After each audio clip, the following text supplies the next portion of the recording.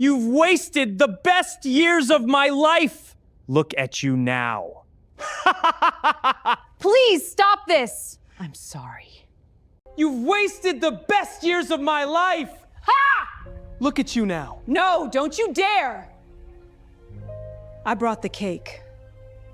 You've wasted the best years of my life.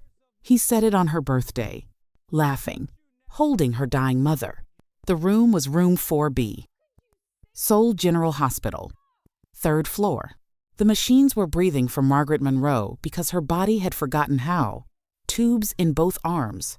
A monitor tracking a heartbeat that was losing its argument with time.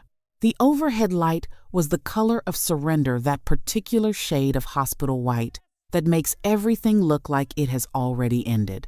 Kayla Monroe had not slept in 31 hours, had not eaten since JFK, had not cried yet because crying felt like something she could not afford, until her mother was stable, until she knew, until someone in a white coat told her there was still time. She had called Shin Jae-won from the departure gate. "Come," she said, "please." And he came.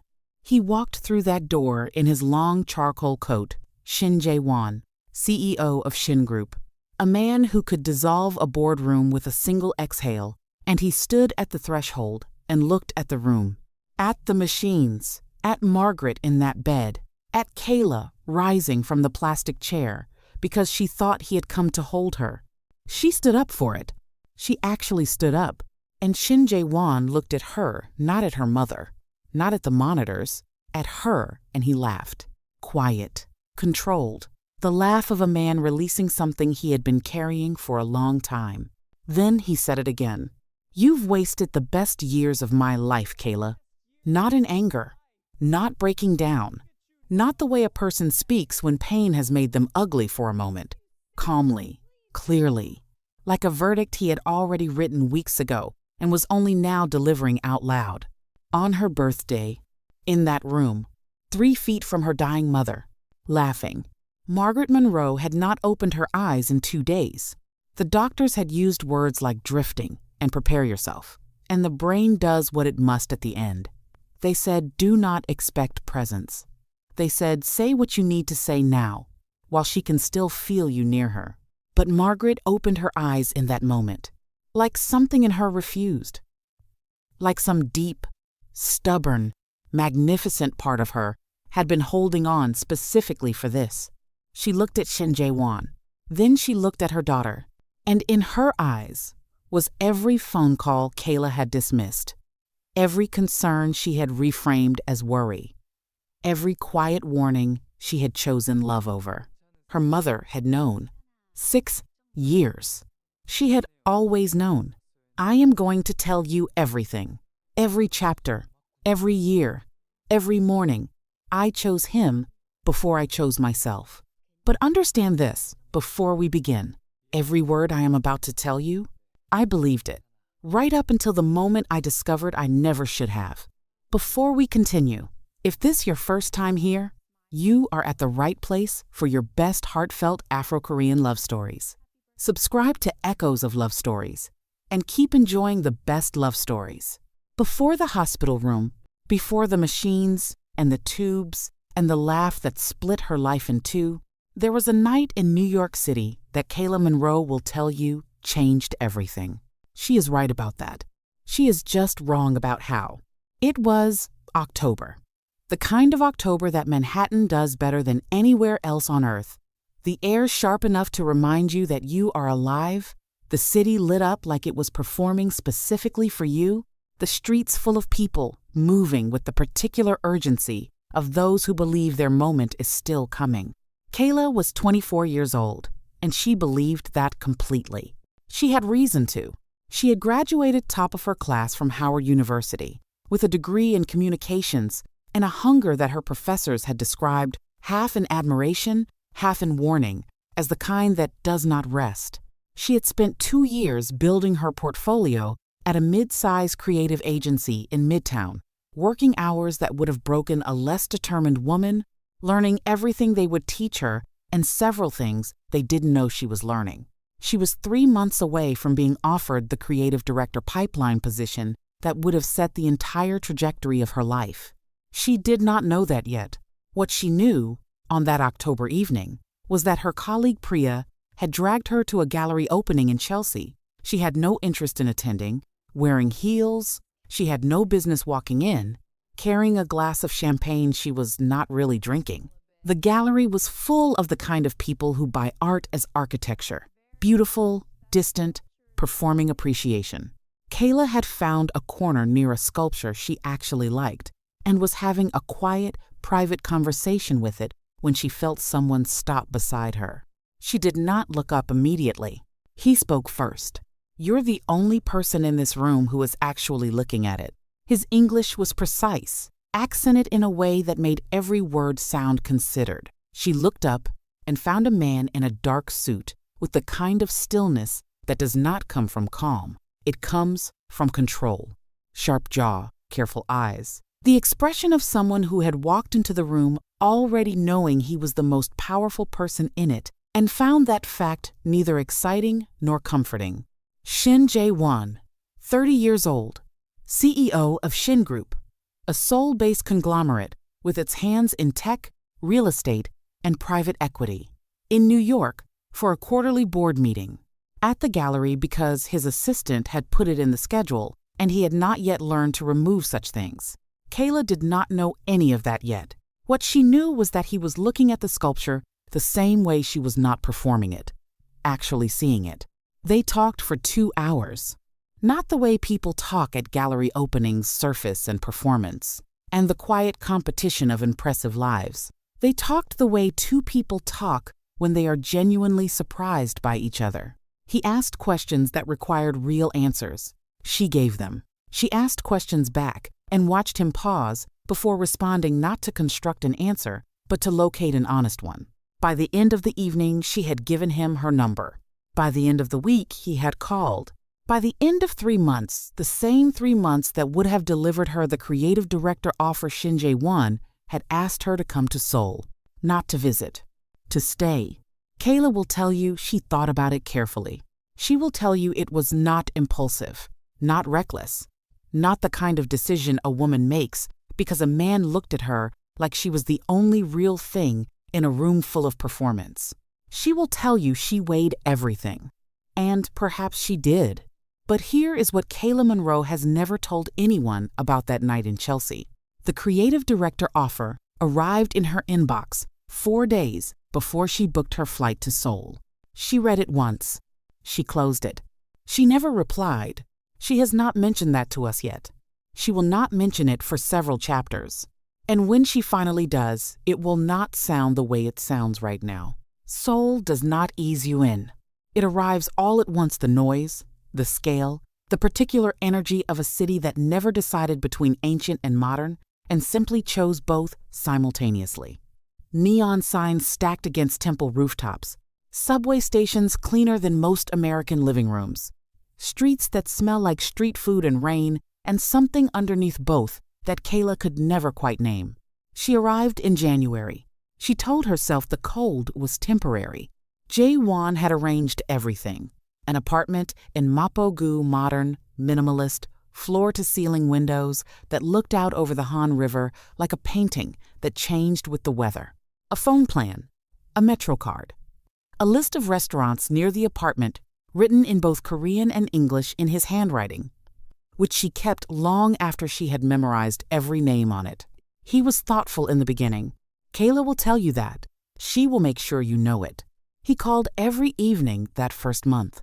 He took her to neighborhoods she never would have found alone, not the tourist corridors, but the quiet streets where the real city lived, the alley markets, and the small galleries, and the tea houses where the owners knew him by name. He translated without being asked. He noticed when she was overwhelmed and steered her towards space without making her ask for it. He was the most attentive man she had ever known. She will tell you that with complete conviction, and it was true. For approximately 90 days, by April, the evening calls had become every other evening. By June, they were weekly check-ins, efficient, warm enough, but scheduled. Like meetings, like something to be managed between more important obligations. Kayla told herself this was normal. that the honeymoon intensity of new love always finds its resting pace, that a man running a conglomerate across 3 industries could not sustain that level of presence indefinitely, and it was unfair of her to expect it. She was reasonable about it. She was so reasonable about it. She got a library card. She enrolled in a Korean language class on Tuesday and Thursday mornings. She started a blog anonymous, unmonetized, about the experience of being a Black American woman navigating Seoul. She wrote honestly in it, more honestly than she ever spoke out loud. She built a life inside the space he left. She called this independence. She called this strength. She will still call it that if you ask her today. What Kayla does not linger on, what she moves past in almost a single breath, is the dinner party. April, 4 months after her arrival. A gathering at the home of one of Jaewon's senior executives.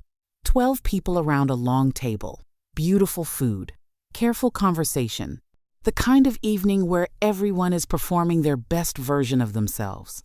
Kayla had prepared. She had practiced phrases in Korean. She had dressed thoughtfully. She had researched the guests. She sat beside Jaewon all evening. He did not introduce her once. Not to the executive whose home they were in. Not to the wives who smiled politely and spoke around her. Not to the colleague who asked directly, in English, clearly having noticed her, "And how do you know Jaewon?" Jaewon answered for her. "She is staying in Seoul for a while." Staying. Not "this is Kayla, the woman I asked to cross an ocean for me." Not "this is someone important to me." Staying. Like a guest, like a temporary arrangement, like someone occupying space that had not yet been officially assigned. Kayla smiled through the rest of the evening. She did not bring it up on the drive home. She tells us she did not want to ruin the night. But here is the thing about that dinner party. It was not the last time. It was the first time. And Kayla Monroe, the woman who closed a career-defining email without replying, the woman who crossed an ocean on 3 months of evening calls, looked at the pattern beginning to form in front of her. And she called it love anyway. She sat beside him all evening. He introduced her to no one, and she drove home in silence and called it love. If this story is pulling at something in your chest right now, that feeling is the point.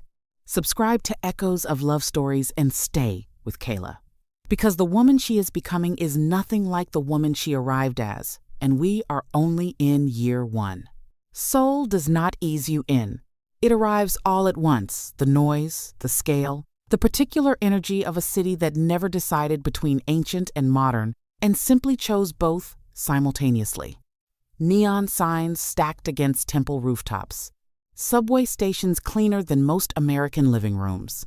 Streets that smell like street food and rain, and something underneath both that Kayla could never quite name. She arrived in January. She told herself the cold was temporary. Jaewon had arranged everything. An apartment in Mapogu Modern, minimalist, floor-to-ceiling windows that looked out over the Han River like a painting that changed with the weather. A phone plan, a metro card, a list of restaurants near the apartment written in both Korean and English in his handwriting, which she kept long after she had memorized every name on it. He was thoughtful in the beginning. Kayla will tell you that. She will make sure you know it. He called every evening that first month. He took her to neighborhoods she never would have found alone, not the tourist corridors, but the quiet streets where the real city lived, the alley markets and the small galleries and the tea houses, where the owners knew him by name. He translated without being asked. He noticed when she was overwhelmed and steered her toward space without making her ask for it. He was the most attentive man she had ever known. She will tell you that with complete conviction. And it was true. For approximately 90 days. By April, the evening calls had become every other evening. By June, they were weekly check-ins, efficient, warm enough, but scheduled. Like meetings. Like something to be managed between more important obligations. Kayla told herself this was normal, that the honeymoon intensity of new love always finds its resting pace, that a man running a conglomerate across 3 industries could not sustain that level of presence indefinitely, and it was unfair of her to expect it. She was reasonable about it. She was so reasonable about it. She got a library card. She enrolled in a Korean language class on Tuesday and Thursday mornings. She started a blog anonymous, unmonetized, about the experience of being a Black American woman navigating Seoul. She wrote honestly in it, more honestly than she ever spoke out loud. She built a life inside the space he left. She called this independence. She called this strength. She will still call it that if you ask her today. What Kayla does not linger on, what she moves past in almost a single breath, is the dinner party. April, 4 months after her arrival, a gathering at the home of one of Jaewon's senior executives. 12 people around a long table, beautiful food, careful conversation, the kind of evening where everyone is performing their best version of themselves. Kayla had prepared. She had practiced phrases in Korean. She had dressed thoughtfully. She had researched the guests. She sat beside Jaewon all evening. He did not introduce her once, not to the executive whose home they were in, not to the wives who smiled politely and spoke around her, not to the colleague who asked directly, in English, clearly having noticed her, "And how do you know Jaewon?" Jaewon answered for her. "She is staying in Seoul for a while." Staying. Not "this is Kayla, the woman I asked to cross an ocean for me." Not "this is someone important to me." Staying. Like a guest. Like a temporary arrangement. Like someone occupying space that had not yet been officially assigned. Kayla smiled through the rest of the evening. She did not bring it up on the drive home. She tells us she did not want to ruin the night. But here is the thing about that dinner party. It was not the last time. It was the first time. And Kayla Monroe, the woman who closed a career-defining email without replying, the woman who crossed an ocean on 3 months of evening calls, looked at the pattern beginning to form in front of her. And she called it love anyway. She sat beside him all evening. He introduced her to no one, and she drove home in silence and called it love.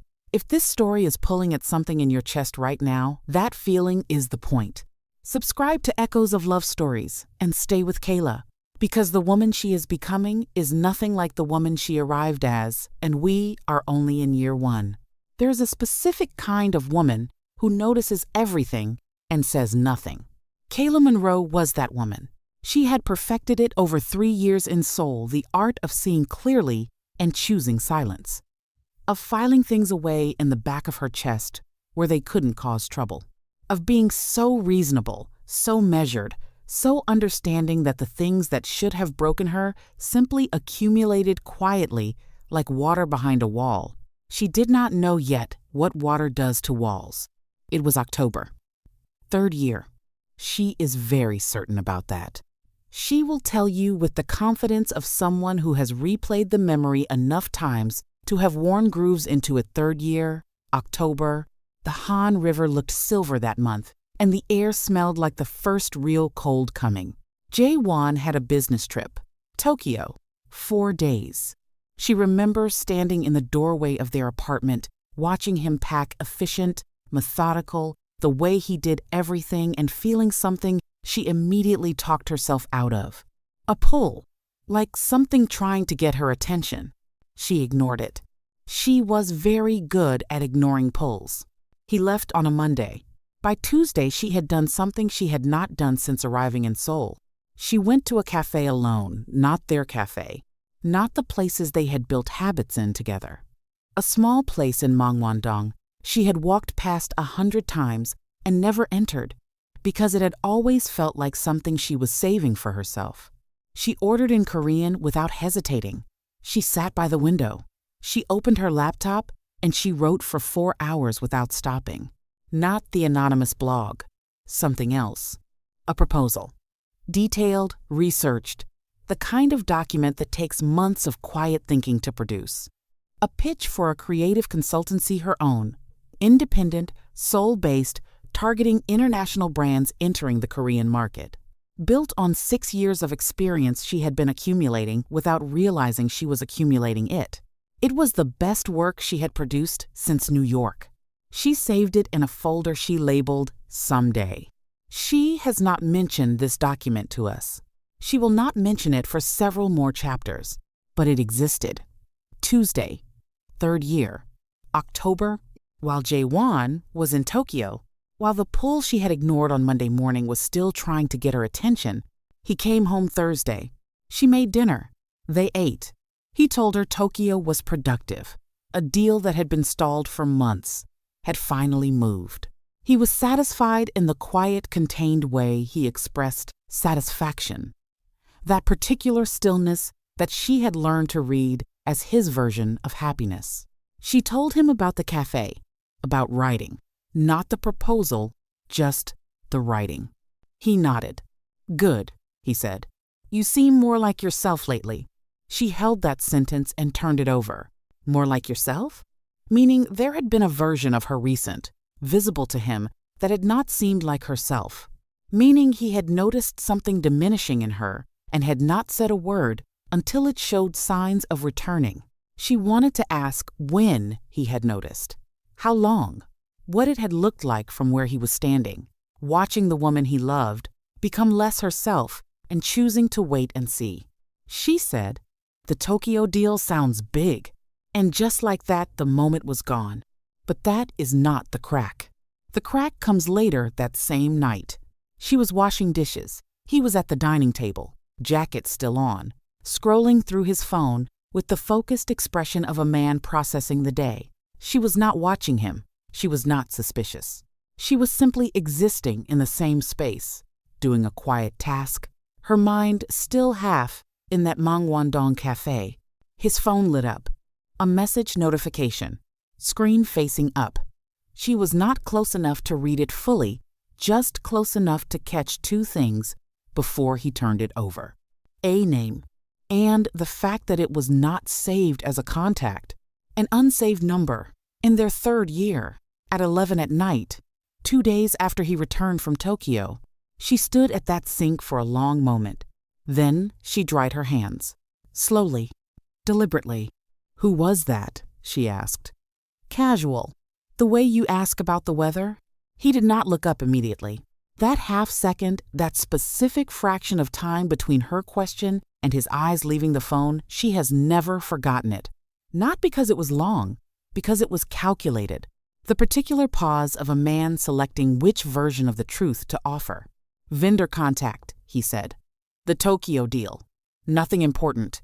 He smiled when he said it. Not the laugh from the hospital room, not yet, but the same family of expression, the same quality of ease that should have comforted her, and instead landed wrong somewhere in her stomach. Okay, she said. She went to bed. She did not sleep. Kayla will tell you she believed him. She will say it plainly, I asked, he answered. I believed him. Why wouldn't I? And maybe she did believe him. Or maybe, and this is the question Chapter 4 leaves us with, maybe Kayla Monroe was not as blind as she has been presenting herself. Maybe she knew exactly what that pause meant. Maybe she chose anyway. And maybe that choice, that specific, deliberate, eyes-open choice, is the thing she has been carefully building this entire story to hide. She heard the pause, that half second before he answered. And she said okay, and went to bed, and did not sleep.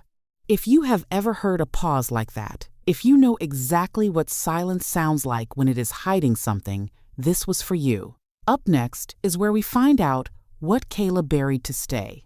And it will cost you something to hear it. She found out about Seo Yuna on a Wednesday. Not from him. Never from him. From a photograph. It was the kind of discovery that doesn't announce itself. No dramatic confrontation. No stranger at the door. Just Kayla, alone in that apartment on a gray Seoul afternoon, looking for a restaurant reservation confirmation. In Jaewon's email, he had asked her to check it, given her his password himself, nothing secret about it, and seeing a name in the inbox that made her hand stop moving on the trackpad. Seo Yuna. 14 emails. The most recent. Yesterday. She sat very still for a long moment. She is going to tell you she almost closed the laptop without opening them. She did not close the laptop. Seo Yuna was 32 years old, a senior architect at a firm contracted by Shin Group for a development project in Gangnam, Korean, educated in Paris. The kind of beautiful that photographs like a statement-sharp bone structure, the particular elegance of a woman who has never once in her life doubted she belonged in any room she entered. Kayla found her Instagram in 4 minutes. She sat with it, open for 40. Not because of the photographs, though the photographs were the kind that land in your chest like a closed fist, but because of the comments, the way Jaewon's colleagues tagged him in her posts, the way his sister Shin Ji-yeon, the one with the careful eyes who never said anything at that family dinner, had liked 17 of her pictures, going back 2 years. 2 years. Kayla and Jaewon had been together for 3. She did that math slowly, deliberately. The way you do math when you already know the answer and need your hands to catch up with your stomach. The emails were not explicit. That was almost worse. They were professional on the surface project updates, meeting schedules, CC'd colleagues, but underneath, the professionalism was a texture, a warmth that had no business living in work correspondence. The way he signed off on her emails differently than the others, not regards Shin Jae-won, but simply J. The way she responded to his most clipped, efficient messages with something that always found the human underneath the corporate. And one email. November. 8 months ago. Her message, the Busan trip, was exactly what I needed. Thank you for suggesting it. His reply, 2 words. I know. Kayla closed the laptop. She walked to the window, stood at the floor-to-ceiling glass looking out at the Han River, and felt something move through her that she had no category for. Not quite grief, not quite rage, something that lived in the space between them.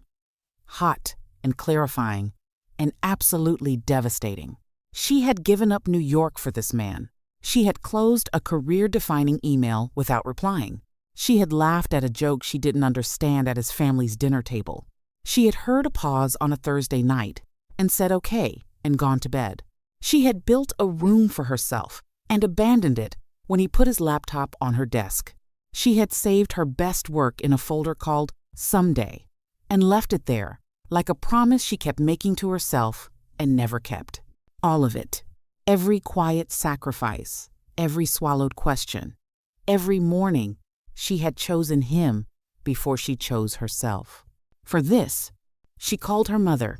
Margaret picked up on the second ring the way she always did, like she had been waiting, like some part of her was always listening for Kayla's frequency, specifically, baby. Just that, just her name, the way only her mother said it, and Kayla's entire architecture cracked. She did not tell her about the emails, could not find the words, could not make her mouth form the shape of what she had just seen. Instead, she said, Mama, do you think I made the right choice, coming here? Silence. Not the silence of someone thinking, the silence of someone who has had an answer ready for a very long time and has been waiting, praying for the question. Kayla, her mother said, careful, measured, the voice of a woman choosing every word like it might be the one that finally lands. What does your gut tell you? I love him. That's not what I asked. She did not respond to that. She talked around it, steered the conversation somewhere safer, asked about Memphis, about the church choir, about whether Margaret's knee was still bothering her. Her mother let her. But before they hung up, Margaret said one more thing, quiet, almost to herself, the way she said the things that mattered most. The women in our family have always loved too hard and explained it too well. I just pray you know the difference between a love that grows you and one that's just slowly eating you alive. Kayla told her she understood. She did not understand. Not yet. She did not confront Jaewon that night, or the next night, or the one after that. What she did, what Kayla Monroe did, with the information sitting in her chest like a coal, was something far more revealing than confrontation. She opened that folder, the one called Someday. She read her own proposal. All of it. Every page of the best work she had produced in 3 years, sitting untouched since that Tuesday in October in the Mangwangdong Cafe. She updated it all night, while Jaewon slept in the next room, while Seo Yuna's name sat in his inbox, while the Han River moved dark and indifferent outside the window. She made it better. Then she saved it again, in the same folder, with the same name, someday, and went to make him breakfast in the morning like nothing in her world had shifted. Margaret Monroe called every Sunday, without fail, without exception. Through 6 years of time zones and missed connections, and the particular distance that grows between a mother and a daughter when the daughter has chosen a life the mother cannot fully reach into, 7 a.m., Memphis time, 8 p.m., Seoul time, Kayla always picked up, even when she didn't want to, especially when she didn't want to. The calls had a rhythm. Margaret would open with the small things, church gossip, neighborhood news, what Sister Patricia had said at Bible study that was either profound or ridiculous depending on how you looked at it. She would ask about the weather in Seoul like weather was something they could share across 12 time zones. She would laugh at her own jokes before she finished telling them a habit Kayla had inherited, without realizing it until Jae-won pointed it out once, early, in the good months, his face soft with something that looked like wonder. "You laugh exactly like your mother," he had said. She had loved him so much in that moment. She still loved him. That was the problem. After the emails, after Seo Yuna, after the Busan trip, after I know the Sunday calls changed, not on Margaret's end, on Kayla's. She started performing them, not lying exactly, not constructing elaborate fictions, just editing, curating, presenting a version of her soul life that was cohesive and functional and gave her mother nothing to pull at. She talked about the city, about the food, about a Korean drama she was watching that Margaret had also somehow discovered, and they could safely spend 20 minutes discussing without touching anything real. She was so good at it that sometimes she almost convinced herself. Almost. But Margaret Monroe had been reading her daughter since before Kayla had language for herself. 6 weeks after the emails, a Sunday in December, so cold and sharp outside the window, Jae-won, at a company dinner he had mentioned that morning, without quite meeting her eyes, Margaret said something she had never said in 6 years of Sunday calls. She said, "Kayla, stop talking and listen to me." Kayla stopped. "I have been watching you disappear for 2 years." The words landed like something physical. Kayla gripped the phone tighter. "Mama, I'm fine." "I didn't ask if you were fine. I said, I've been watching you disappear. There is a difference between those two things, and you know it." Silence. "The way you talk about your life out there, it used to have color. You used to call me, and I could hear soul in your voice. The excitement of it, the difficulty of it. Even when things were hard, there was something alive in how you talked about it." "Mama, let me finish." Margaret's voice was not angry. It was the specific tone of a woman who has decided that love requires honesty even when honesty requires courage. "For the past year, you call me, and you talk and say absolutely nothing. You tell me about dramas and restaurants and the weather. Baby, you talk to me about the weather. When have we ever talked about weather?" Kayla said nothing, because there was nothing to say, because her mother was right and they both knew it, and the distance between Memphis and Seoul had never felt so precisely measured. "Is he good to you?" Margaret asked. 3 seconds of silence. 3 seconds that contained 6 years. "Yes," Kayla said. Her mother exhaled, long, slow, the breath of a woman receiving an answer she had been dreading. "Kayla Marie Monroe," she said, quietly, the full name, the one reserved for moments of absolute seriousness. "I have been on this earth 61 years. I have loved the wrong man. I have stayed in rooms I should have left. I have told myself stories so beautiful and so detailed that I almost forgot they weren't true." A pause. "I know what it sounds like when my daughter is telling herself a story." The silence between them stretched long enough to hold everything unsaid across 2 years of curated Sunday calls. Kayla felt something rising in her, not tears exactly, something older than tears, something that lived deeper, and she made a choice. Right there, on that Sunday in December, with Jae-won at a dinner he hadn't quite looked at her when he mentioned, with Seo Yuna's name sitting in her memory like a splinter, with a proposal saved in a folder called Someday that was getting better and better every time she opened it at night while he slept. She made a choice, and the choice was not to tell her mother. "I hear you, Mama," she said, soft, deliberate, pulling every thread of warmth she had into her voice. "I promise you, I'm okay. I know what I'm doing." Margaret went quiet. When she spoke again, her voice was different. Something in it had shifted, not coldness, but distance. The particular distance of a woman who has offered her hand and felt the other person step back. "All right, baby," she said. Just that. All right. Not "I believe you." Not "I trust you." Just all right. They talked for 11 more minutes about nothing. Margaret's knee, the church choir, Sister Patricia. When they hung up, Kayla sat with the dead phone in her hand and looked at the Seoul skyline outside and felt the specific loneliness of a woman who has just chosen a lie over the one person in the world who could have saved her. She told herself it was protection. She was protecting her mother from worry. She was protecting her relationship from outside interference. She was protecting the story she needed to believe for just a little while longer. What she did not know, what she could not have known, sitting there with her dead phone and her Seoul skyline, was that Margaret Monroe hung up that Sunday call and did something she had never done before. She called her doctor. She had been ignoring a symptom for 3 months. She had been waiting, hoping that Kayla would give her a reason to stay focused on living. Kayla had just told her everything was fine. So Margaret hung up the phone and made the appointment and said nothing, because that is what mothers do when their daughters choose the story over the truth. They carry it alone. There is a version of Shin Jae-won that Kayla has never shown us. She couldn't. Not because she was malicious. Not because she was deliberately constructing a villain for our consumption, but because you cannot show someone you never fully saw.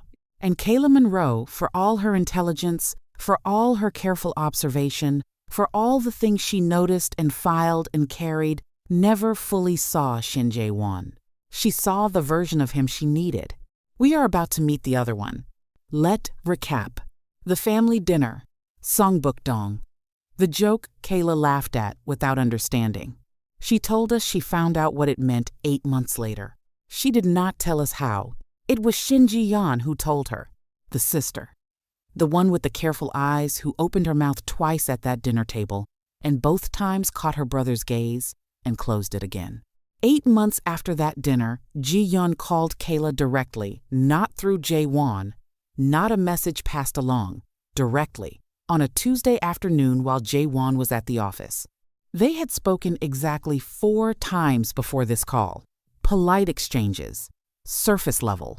The careful diplomacy of 2 women orbiting the same man from different directions. This was not that kind of call. "I need to tell you something," Ji-yeon said. No preamble, no warmth. The voice of someone who has been arguing with themselves about making this call for a very long time and has finally decided the argument is over. About the dinner. About what my mother said.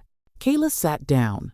My mother said, and I am translating exactly, she said, Jae-won has always had a talent for collecting beautiful things that don't belong in this house. Silence. The whole table laughed. Ji-yeon continued, including my brother. Kayla has told us this. Briefly, quickly. The way you reference something, you have decided not to give power to. What she has not told us is what came next in that phone call. What Ji-yeon said after. Kayla, I need you to understand something about my brother that our family has spent years pretending isn't true. A breath. Jae-won does not know how to love something he is not also afraid of losing. When he is certain of you, when you have made yourself completely available to him, he stops seeing you. Not because he is cruel, because he is terrified of need, of his own need. So he creates distance to make himself feel safe. He always has. End quote. Why are you telling me this? Kayla asked. Because you are the first woman he has brought to this house in 6 years, Ji-yeon said. And because I watched you at that dinner table and I recognized something in your face that I have seen in my mother's face my entire life, What? The look of a woman who has decided that loving him harder will eventually make him see her. Now, go back to the Tokyo trip. 4 days. 3rd year, October. The silence Kayla glossed over in a single breath. No calls, no messages, nothing. She told us she didn't push because she respected his space on work trips. Here is what actually happened. She called him. Day 2, Tuesday. From that Mangwon-dong cafe, where she had just written the best work of her 3 Seoul years, the proposal, alive and detailed and brilliant, saved in a folder called Someday. He did not answer. She called again that evening. He texted back 4 hours later. In meetings, talk Thursday. She sat with that text for a long time. Then she opened a new document and kept working. She has not mentioned any of this. Not the calls, not the 4-hour silence, not the text that reduced her to a Thursday slot. She presented the Tokyo trip as 4 peaceful days of independence. She built a narrative of a woman thriving in solitude. What it actually was a woman learning to need less so that needing less would hurt less. There is a difference.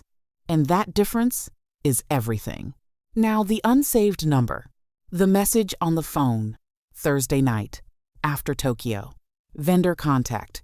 Nothing important. Kayla believed him. She told us that. But here is what Kayla has also told us. Without realizing, she told us. Across 7 chapters of this story, Kayla Monroe notices everything. She noticed the half-second pause before he answered. She noticed the way his eyes left the phone. She noticed the quality of his ease when he said nothing important, that specific smoothness that landed wrong in her stomach. This is a woman who counted the number of words Jaewon's father said to her at dinner. 11. She counted 11 words. And we are supposed to believe she saw an unsaved number at 11 at night, 2 days after a Tokyo trip, where he didn't call her and simply accepted vendor contact and went to bed? She did not go to bed. She lay in the dark beside him and she made a decision. Not to leave. Not yet. Not to confront.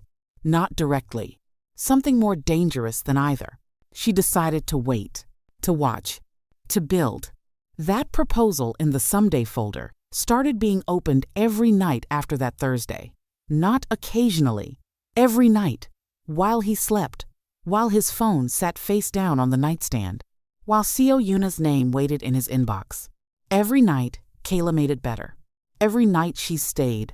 And here is the question that Chapter 7 plants in the center of this story like a splinter. Was Kayla Monroe a woman who loved Shin Jae-won so completely she could not leave? Or was she a woman who had decided exactly when she was leaving and was simply not ready yet? Because there is one more thing. The email Kayla received 4 days before she booked her flight to Seoul 6 years ago, the creative director offer she closed without replying, the one she has never mentioned, the one she told herself she chose love over. She forwarded it to herself 6 years ago. It is still sitting in her drafts folder. She has opened it 47 times. She knows that number because she counted. She counts everything. 3 weeks before the hospital, Kayla did something she had never done in 6 years. She called a lawyer, not a divorce lawyer. They were not married. There was no ring, another thing she had stopped asking about somewhere in year 4. Folded it quietly into the pile of things she had decided not to need. A business lawyer. Park Sarim, 38, female. Recommended by a woman Kayla had met in her Tuesday Korean class 2 years earlier, a Japanese-Brazilian architect named Celeste, who had built a successful independent firm in Seoul and had the specific energy of a woman who had burned her safety net and survived it. Kayla had kept Celeste's number for 2 years without using it. She used it now. The meeting was on a Thursday morning. A small office in Yongsan-gu. Clean lines. A window with a view of nothing in particular. Park Sarim had short hair and the unhurried manner of someone who had heard every version of every story and was not here to judge any of them. Kayla laid the proposal on the desk. The Someday folder printed, bound, updated 43 times over 2 years of nights while Jaewon slept. Park Sarim read it in silence. 14 minutes. Then she looked up. "This is ready," she said, not encouragingly, factually. The way a mechanic tells you a car is ready to drive, no ceremony, just assessment. "I know," Kayla said. "How long have you been sitting on it?" 2 years. Park Sarim looked at her for a long moment, not with pity, with recognition. "What are you waiting for?" she asked.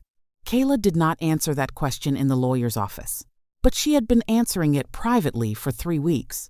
She was waiting for her birthday, not sentimentally, not because birthdays held special power or because she needed a symbolic date to make a decision feel real. Practically, her birthday fell on a Saturday. Jae-won had a board meeting in Busan the following Monday, 2 days later, that would keep him occupied and distracted for the better part of a week. She had calculated the window. She had looked at apartments, small, affordable, in Mapogu, near the cafe where she had first written the proposal. She had a number for a moving company.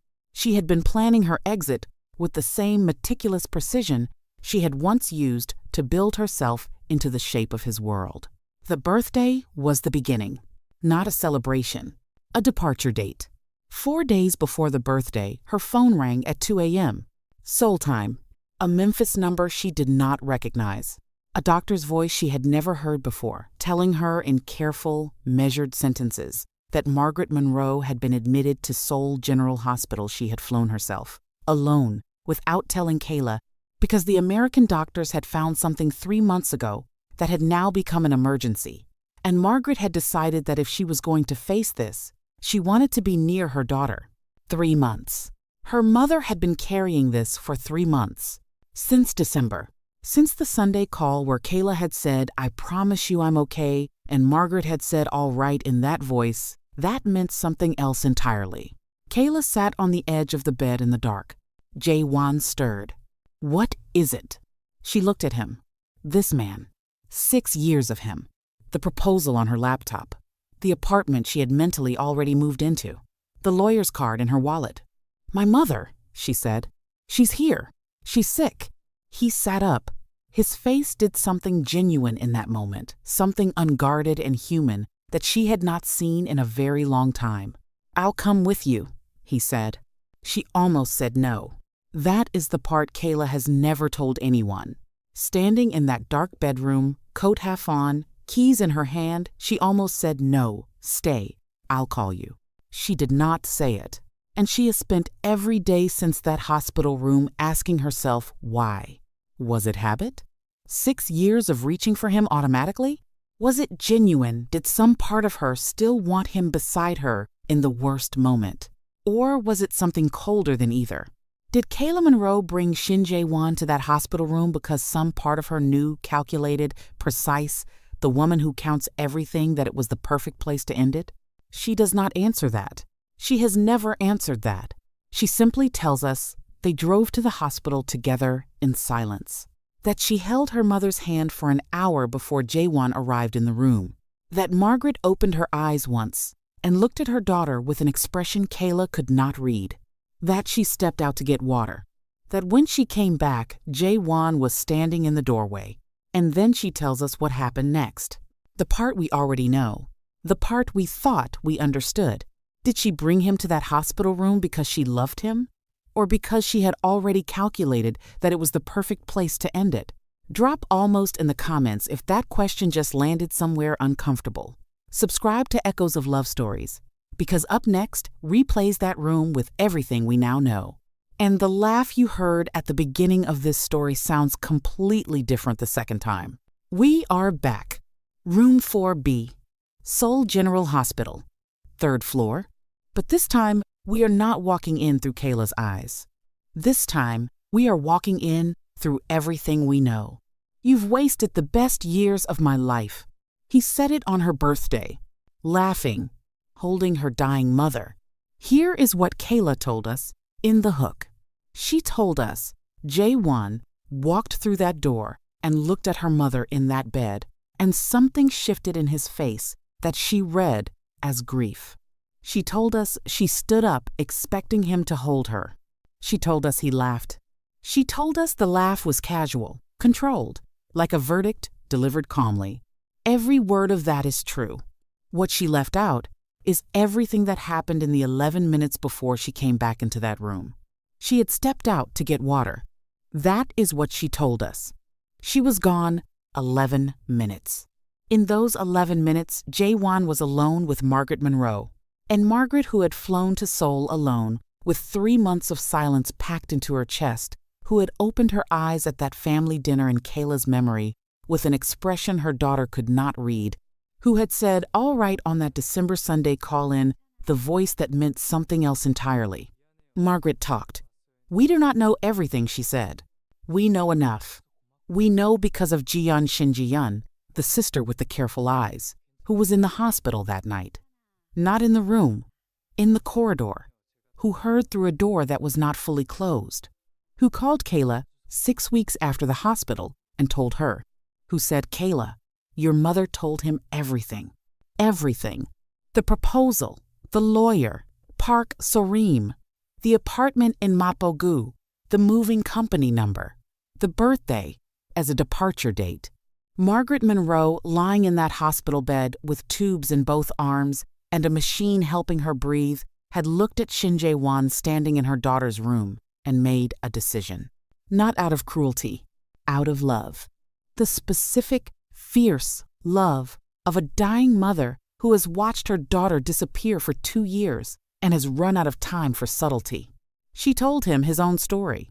The distance, the invisibility, the Tokyo silence, the family dinner, the email Kayla had closed without replying 6 years ago and forwarded to herself and opened 47 times. She told him what his blindness had cost. And then she told him what Kayla was planning. "My daughter is leaving you," Margaret said, "on her birthday. She has been planning it for 3 weeks. And the saddest part, the part that breaks my heart, is that she still loves you. She is leaving because she loves herself more. Finally." And it took her 6 years to get there. Jae-won was standing in that doorway when Kayla came back. She saw his face and read it as grief. She was right. But it was not grief for Margaret. It was the grief of a man who had just been handed a mirror and seen himself clearly for the first time. 6 years of distance, 6 years of blindness, 6 years of a woman building a life inside the space he left and calling it independence because she had no other choice. And he had seen none of it, not one morning of it, until a dying woman in a hospital bed stripped every comfortable illusion from him in 11 minutes. So when Shin Jae-won laughed, it was not casual cruelty. It was collapse. The specific devastating laugh of a man whose entire architecture has just fallen and who has no other language for the rubble. And when he said, "You've wasted the best years of my life," he was not talking to Kayla. He was talking to himself, about the man he had been for 6 years, while a woman who loved him completely built escape routes at night and saved her best work in a folder called Someday and forwarded a career-defining email to herself and opened it 47 times because she needed to know it was still there, still possible, still hers. He was the one who had wasted it. He knew it the moment Margaret finished speaking. He just didn't know how to say that in a language Kayla would believe after 6 years of not being seen. So it came out wrong. It came out laughing. It came out like a verdict when it was actually a confession. Margaret opened her eyes. She looked at Jae-won. Then she looked at Kayla. And what Kayla read, as I always knew, was actually something else. It was, "I gave him the truth. What you do with it is yours." It was her mother's last gift. Not protection, not rescue, a choice. Kayla stood in that room holding a cup of water that had gone warm, looking at the man she had loved for 6 years standing in the wreckage of everything he had just understood, too late. Looking at her mother whose eyes were already drifting closed again. And she made the last choice this story has been building toward since October, since a gallery in Chelsea, since an email she closed without replying and forwarded to herself because she was not ready to let it go. We do not get to know what that choice was. Not yet. Because some endings belong only to the woman who lived them. And Kayla Monroe, the woman who noticed everything, who counted everything, who saved her best work in a folder called Someday and made it better every single night, has finally decided that someday is today. He wasn't talking to her. He was talking to himself. And her mother's last gift wasn't protection. It was a choice. If this story cracked something open in you, something about love and sacrifice and the stories we tell ourselves to survive, then you already know why you stayed until the end. There is a thing that happens to a woman when she finally stops running from the truth. Not a dramatic thing. Not a movie moment with swelling music and perfect lighting and the right words arriving exactly when they are needed. Just a quiet, devastating, liberating thing. Like a door she has been holding shut with her entire body weight, finally swinging open. And the woman on the other side, realizing she was never trapped. She was the door.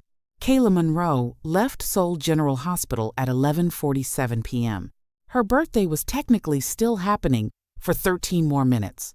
She did not go home, not to the apartment with the floor-to-ceiling windows and the Han River view, and the second bedroom that had stopped being a studio the day Jae-won put his laptop on her desk. She went to the Mangwon-dong Cafe. It was closed. She sat on the step outside it anyway, in her coat, in the cold, on her birthday, with the sounds of a city that had never fully decided whether she belonged in it, moving around her like water around a stone. She opened her phone. She opened her drafts folder. She opened the email. The creative director offer. 6 years old, still there, still hers. The way certain things remain yours, no matter how long you leave them in the dark. She read it once. Then she did something she had not done in 6 years. She replied. She did not know if the position still existed. She did not know if the company still existed. She did not know if the woman who had written that email, the Kayla Monroe of October, 6 years ago, sharp and hungry, and 3 months away from everything she had worked toward, was still accessible inside the woman sitting on a cafe step in Seoul at midnight. She replied anyway, because someday was today. Because her mother was in a hospital bed 3 kilometers away and had used her last reserves of breath to give her daughter a choice instead of a rescue. Because Shin Jae-won was somewhere in that city right now, sitting in his own wreckage trying to find words in a language he had never learned the language of seeing someone before it is too late. Because 6 years is not wasted if you learn something true from it. And Kayla had learned something true. She had learned that love is not a sacrifice competition, that the woman who gives the most does not win, that there is a specific kind of devotion that masquerades as strength, the devotion of a woman who makes herself smaller and smaller and calls the shrinking patience, calls the silence understanding, calls the disappearance grace. She had learned that you can love someone genuinely and completely and still be wrong about them, that loving harder is not the same as loving well, that the folder called Someday was never about Jae-won. It was never waiting for his permission or his readiness or the right moment in their relationship.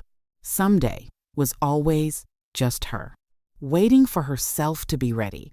Margaret Monroe spent 11 more days in Seoul General Hospital. Kayla was there every day. They talked, really talked, the way they had not talked in 2 years of curated Sunday calls, about Memphis, about the diner and the double shifts and the specific kind of love that works double shifts so someone else can dream, about the wrong man Margaret had loved and the room she had stayed in too long and the woman she had become on the other side of leaving it, about the things mothers carry alone because their daughters say everything is fine. I should have told you, Kayla said one afternoon. Yes, Margaret said simply. No comfort. No, you were protecting me. Just yes. I'm telling you now. Yes, Margaret said again. And this time the word was different. Full. The specific fullness of a woman receiving something she had been waiting years for. I'm leaving, Kayla said. The apartment, Seoul. I sent an email. Margaret looked at her daughter for a long moment. To who? To myself, Kayla said. 6 years ago. Margaret laughed. Not the laugh from the hospital room, not Jaewon's laugh, that collapsed architecture, that confession wearing the wrong face. A real laugh. Full and warm and completely hers. The laugh Kayla had inherited without realizing it. The one Jaewon had noticed once in the good months and looked at with something like wonder. Shin Jaewon called once. 3 days after the hospital. Kayla looked at his name on her screen for 4 rings. She did not answer. Not out of anger, not out of punishment. Not because she hated him, she did not hate him. You cannot spend 6 years genuinely loving someone and arrive at hate. What you arrive at, if you are honest, is something quieter and more permanent. Understanding. She understood Shin Jae-won now in a way she had never understood him while she was loving him inside his proximity. He was a man who did not know how to hold something without fearing its weight, who created distance to survive his own need, who had spent 6 years with a woman building escape routes at night and had not seen a single one, not because he was cruel, but because he had never learned to look. She hoped he learned. She genuinely hoped that, but his learning was no longer her assignment. The creative director firm replied. 14 days after her midnight email from the cafe step, the original position was gone, 6 years gone. But the woman who had written the offer was now a partner. And she remembered Kayla Monroe. I always wondered what happened to you, she wrote. Your portfolio was the best I saw that year. I assumed someone else got to you first. Splay? Someone had. Just not the someone she meant. Kayla Monroe left Seoul on a Tuesday. She packed 2 suitcases. She left the floor-to-ceiling windows, the Han River view, the minimalist apartment that had never fully become a home. She left the second bedroom, the studio that had stopped being a studio, the desk, the corkboard she had, filled with images and ideas and the kind of creative clutter that had no patience for smallness. She took her laptop. She took the proposal. She took her mother recovered, stubborn, already complaining about airplane food before they reached the gate. And she took the one thing 6 years in Seoul had given her that she had not arrived with. The absolute, unshakable knowledge of what she was worth. Not performed, not rehearsed. Not the kind of knowing that requires someone else's confirmation to survive. The real kind. The kind you only find on the other side of loving someone, all the way down to the truth. She did not look back at the city as the plane lifted. Margaret reached over and took her hand. They did not say anything. They did not need to. Some things do not require words. Only the particular silence of 2 women who have finally, completely chosen each other. Emotional. She took her mother and her laptop and the knowledge of what she was worth, and she did not look back. If this story gave you something today, a word, a feeling, a permission you have been waiting for, then it did exactly what it was supposed to do. Subscribe to Echoes of Love Stories, because every story we tell here is for the woman who is still sitting on that cafe step in the cold, still deciding. We are telling these stories for her. You look incredible tonight. Thank you. You look absolutely stunning. This is so nice. I'm glad we're doing this. Me too.